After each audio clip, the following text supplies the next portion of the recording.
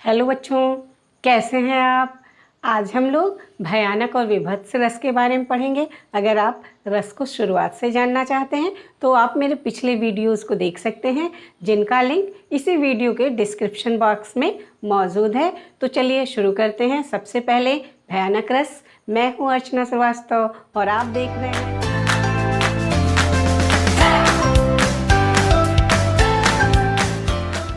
भयानक रस। भयानक रस के बारे में थोड़ा सा पहले हम लोग सोच लेते हैं, जानते हैं कि भयानक रस क्या होता है। देखिए, कभी कभी कोई कविता पढ़ते हैं या कोई नाटक देखते हैं।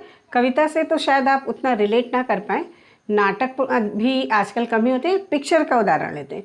देखिए, पिक्चर्स जो हम हॉरर मूवी देखते हैं उसमें कैसे जैसे जैसे नायक या नायिका को डर लगता है उस चीज़ को हम भी एकदम रिलेट कर लेते हैं, महसूस कर लेते हैं। जबकि अगर हम लोग थोड़ा सा अभी सोचें तो हमें याद आ जाएगा कि इस सीन के लिए पता नहीं कितने उनको रीटेक करने हों, लेकिन वो इतना बढ़िया उसको पिक्चराइजेशन होता है उसका कि हम अपने आप को उससे अलग नहीं समझ पाते और उसके भय के साथ खुद भयभीत हो जाते हैं। तो चलिए इसकी वास्तविक एक परिभाषा देखें कि क्या हो सकती है।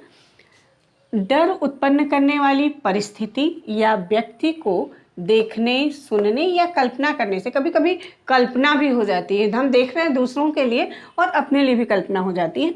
कल्पना करने से मन में जो डर का भाव छा जाता है उसे ही हम भयानक रस कहते हैं। इसका एक उदाहरण, एक ओर अजगर ही लखी, एक ओर मृगराय, विकल बटोही बीच ही, परियो मूर्छा खाए। देखिए थोड़ा सा अर्थ, अजगरही यानी अजगर, एक और अजगरही लखी, एक पथिक है, एक बटोही है जो वन के रास्ते से जा रहा है। एक साइड उसको अजगर दिखाई देता है और दूसरे साइड उसे सिंह दिखाई देता है।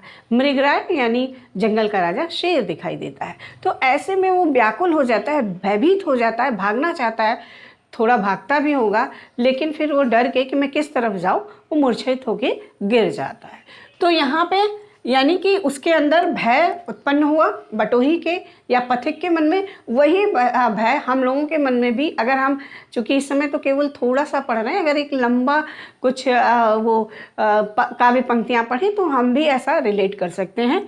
तो इसमें क्या है, स्थायी भाव और विभाव वगैरह को हम लोग देख लेते हैं। स्थायी भाव, जैसा कि मैंने बताया, हर व्यक्ति के मन में होता है, तो भय भी हमारे मन में होता है। जब हम संबंधित कोई चीज़ देखते हैं या पढ़ते हैं तो उत्पन्न होता है। तो इसका स्थायी भाव है भय। विभाव में दो पार्ट होते हैं, आलंबन और उद्दीपन। आलंबन वो कारण जिसके कारण हमें डर लगता है, और उद्दीपन जो इस डर को और अधिक बढ़ा देते हैं। फिर उसके बाद अनुभाव और संचारी भाव। तो आलंबन में अजगर और मृगराय को देखकर पथिक को डर लगता है, तो वो क्या हुए, आलंबन हुए। और अजगर और मृगराय का उसकी तरफ देखना उसे और उद्दीप्त करता है, उसके डर के भाव को और अधिक बढ़ा देता है।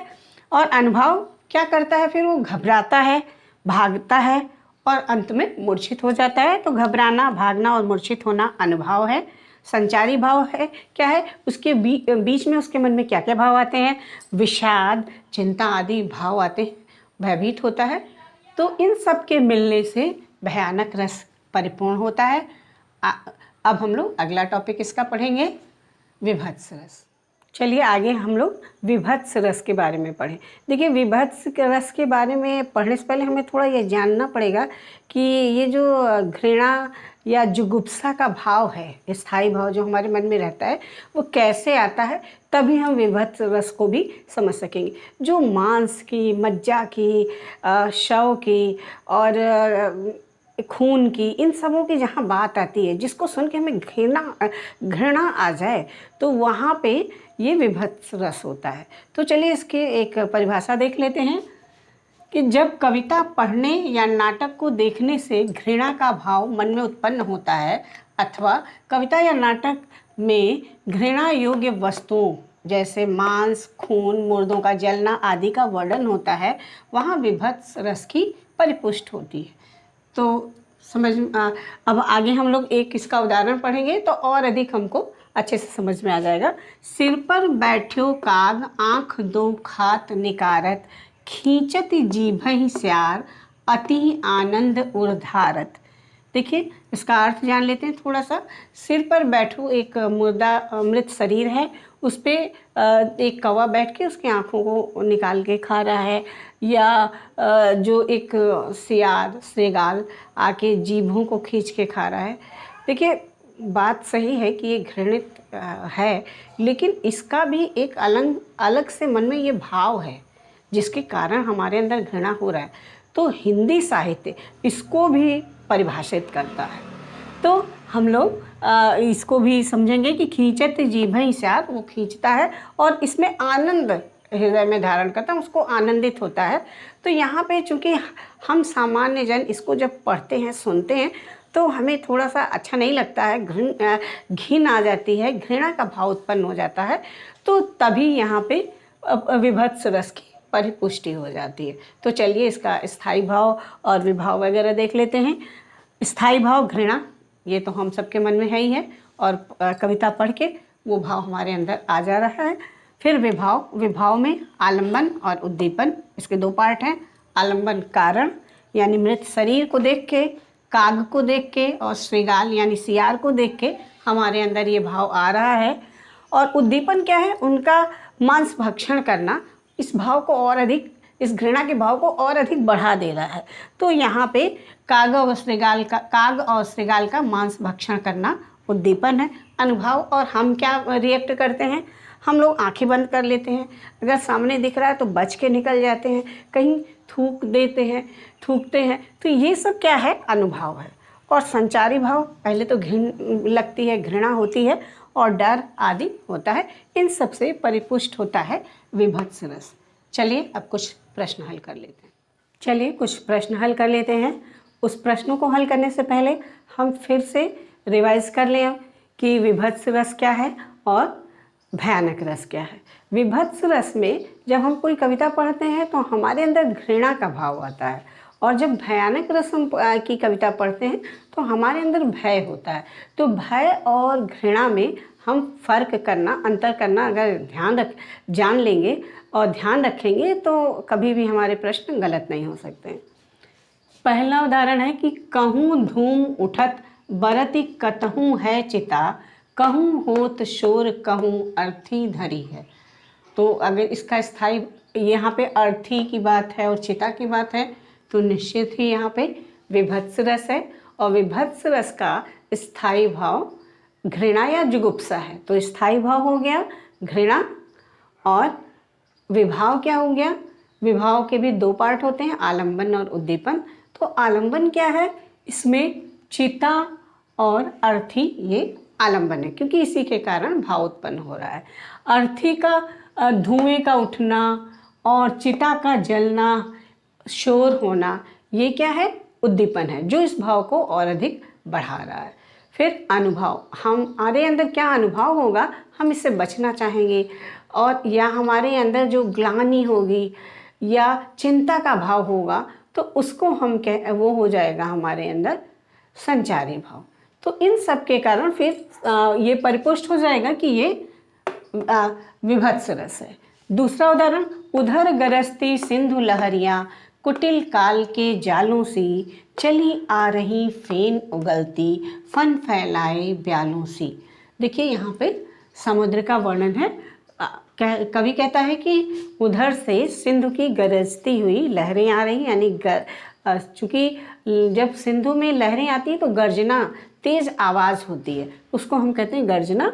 और वैसा ऐसा लग रहा है कि कुटिल काल के जाल आ रहे हैं हमारे पास, हमको अपने साथ ले जाना चाहते हैं, हमारी मृत्यु हो सकती है। तो ऐसा कवि को लगता है। चली आ रही फेन उगलती, फन फैलाए ब्यालों सी, और उसकी कुछ लहरें फेनिल लहरें आ रही हैं, तो ऐसा लग रहा है कि जहर का फेन उगलती हुई कुछ सर्प आ रहे हैं। तो इस तरह से भय की उत्पत्ति हो रही है। अगर समुद्र का इस तरह का वर्णन होगा तो निश्चित ही हमारे अंदर भय व्याप्त होगा। तो अब ये समझ में आ गया कि ये है भयानक रस। अब इसका स्थायी भाव क्या है? भय हो जाएगा। और इसका विभाव यानी में देखेंगे आलंबन में क्या है? वो समुद्र है, उसकी लहरें हैं, ये आलंबन है। और उद्दीपन क्या होगा? लहरों का आना, गर्जना करना, फेन का आना, ये क्या है, ये भाव को और बढ़ा रहे हैं, तो ये उद्दीपन है।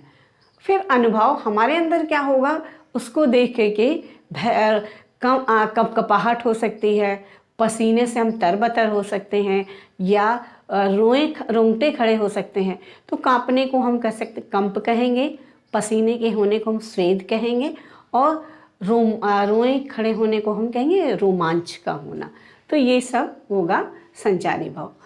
अब अगला देखते हैं, अटपटी उलझी लताएं डालियों को खींच लाएं, पैर को पकड़ें अचानक, प्राण को कसले कपाएं, सांप सी काली लताएं, बला की पाली लताएं। देखिए इसमें भी कुछ भय की बात हो रही है। प्राण को कसना, पैर को पकड़ना, पहले तो इसका अर्थ ही जान लें। कुछ स्पष्ट भी हो रहा है कि यहाँ लताओं के बारे में क्या कहा जा रहा है, और ये कौन सी लताएं, जो जंगल में हैं। अटपटी उलझी, एकदम उलझी हुई लताएं हैं, डालियों को खींच लाए, इतनी वो ज़बरदस्त हैं वो लताएं कि डालियों को भी खींच के नीचे कर लेती। पैर को पकड़े अचानक, अगर वहाँ कोई पथिक जाता है तो वो लताएं पैर को पकड़ लेती हैं अचानक से, प्राण को भी कपाएं, और ऐसा लगता है कि इतना ज़्यादा कपकपा देंगी, इतना डरा देंगी कि लगेगा कि हमारे प्राण निकल रही हैं। सांप सी काली लताएं, वो लताएं सांप की तरह काली हैं।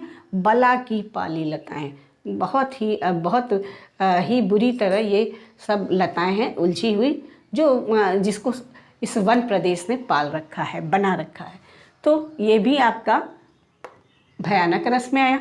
तो भयानक रस का स्थायी भाव क्या हुआ, भय। अब किसके कारण हमारे अंदर भय हो रहा है, लता के कारण। तो लता क्या हुई, आलंबन हुई। और कौन से भाव उसको बढ़ा रहे हैं, तो डालियों का उलझना, नहीं, लताओं का उलझना, पैर को पकड़ना और प्राण तक को कपकपा देना, ये उद्दीपन है। और फिर अनुभव क्या है, हम उससे क्या रिएक्ट कर रहे हैं, हम उससे बचना चाह रहे हैं। बचना है, हमारे अंदर ग्लानि भी है, चिंता भी है। तो ये हो गया हमारा अनुभव हो गया। अब संचारी भाव क्या है, संचारी भाव जो आ भी रहा है और जा भी रहा है। तो उसमें क्या हो सकती है, चिंता हो सकती है और ग्लानि हो सकती है, और भी इससे संबंधित जो भी हम मान लीजिए यहाँ स्पष्ट नहीं हो रहा, तो जो और उदाहरण हम लोग पढ़ें तो उससे भी स्पष्ट होता है। फिर घ वाला, कहीं लाश बिखरी गलियों में, कहीं चील बैठी लाशों में। तो लाश है शब्द, तो निश्चित है समझ में आ रहा है कि विभत्स रस है। और विभत्स रस का स्थायी भाव क्या है, घृणा या जुगुप्सा है। और किसके कारण हो रहा है, तो विभाव का आलंबन, लाश और चील के कारण ये भाव उत्पन्न हो रहा है हमारे अंदर। तो लाश और चील विभाव का आलंबन विभाव है। और उद्दीपन है क्या है, लाश का बिखरना, चीलों का लाशों को खाना, ये क्या है, ये भाव को और अधिक उद्दीप्त कर रहा है। तो फिर अनुभव क्या होगा, मेरा उधर से हम लोगों का नज़र हटाना, बचने की कोशिश, ये अनुभव होगा।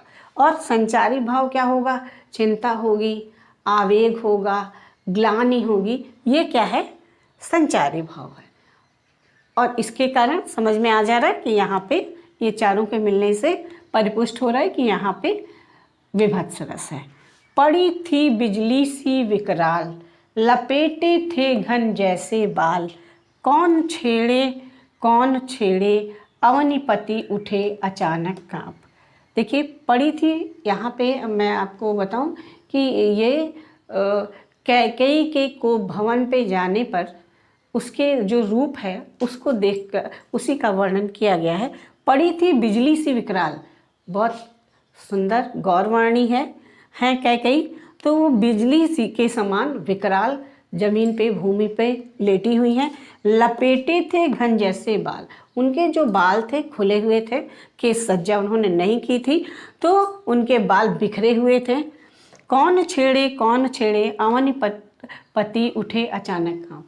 कौन इस सिंघनी को छेड़े जो इस तरह से लेटी हुई है। अवनीपति यानी राजा दशरथ अचानक उसको देख के, उसके इस वेशभूषा को देखकर कांप उठे।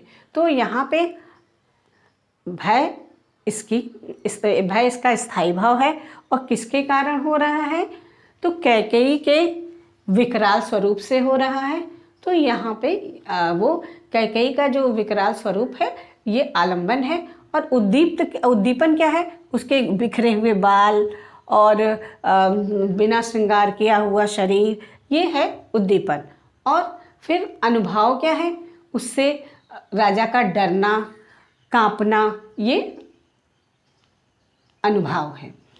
फिर संचारी भाव क्या है, संचारी भाव चिंता कि आखिर ऐसा इन्होंने किस लिए कर रखा है, और फिर उसके साथ साथ आवेग, क्रोध का आवेग भी है कि आखिर इस तरह का रूप नहीं करना चाहिए, तो चिंता है, आवेग है, ये सब क्या है, भयानक रस के संचारी भाव।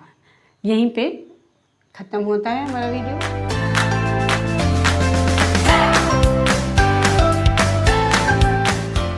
पढ़ाई करते रहिए। All the best.